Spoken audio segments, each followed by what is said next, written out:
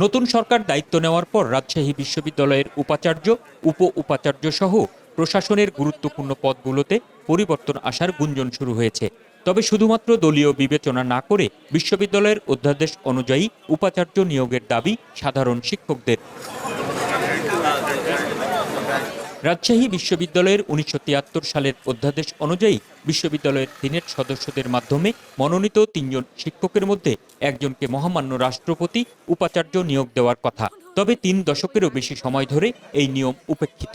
উপাচার্য নিয়োগের ক্ষেত্রে বিশেষ গুরুত্ব পায় রাজনৈতিক বিবেচনা।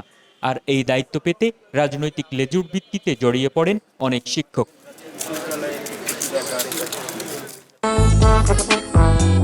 যদি চাও টেস্ট, স্বাদ টমেটো সসই বেস্ট। নতুন সরকার দায়িত্ব নেওয়ার পর রাজশাহী বিশ্ববিদ্যালয়ে দলীয় বিবেচনায় নতুন উপাচার্য নিয়োগ নিয়ে শুরু হয়েছে গুঞ্জন। সাধারণ শিক্ষকদের প্রত্যাশা, উপাচার্য নিয়োগে বর্তমান সরকার বিশ্ববিদ্যালয় অধ্যাদেশকে গুরুত্ব দিবে।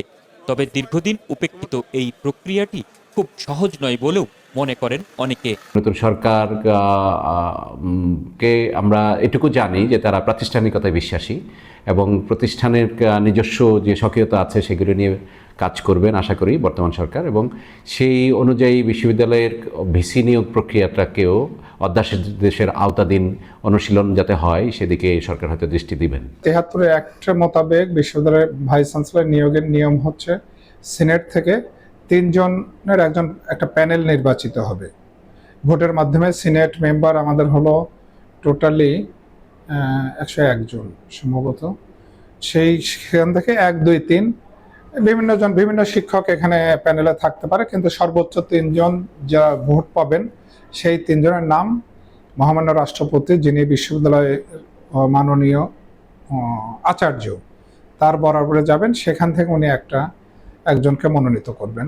নতুন উপাচার্য নিয়োগে বিশ্ববিদ্যালয়ের অধ্যাদেশ অনুসরণ করার দাবি ছাত্র প্রতিনিধিদেরও।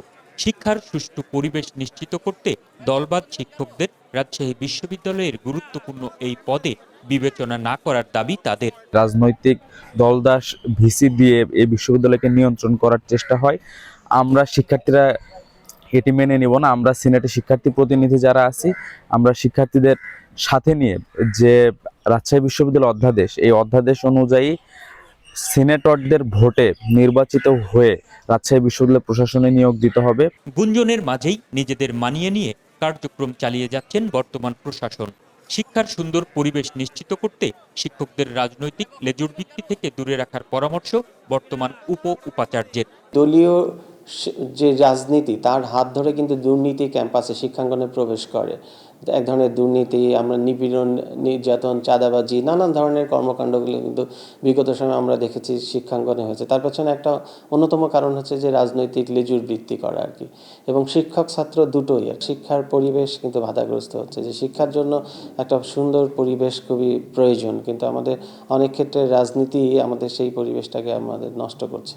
গণ অভ্যুত্থান পরবর্তী সময়ে ২০২৪ সালের ৫ সেপ্টেম্বর রাজশাহী বিশ্ববিদ্যালয়ের ২৫তম উপাচার্য হিসেবে নিয়োগ পান পদার্থবিজ্ঞান বিভাগের অধ্যাপক সালেহ হাসান নকিব।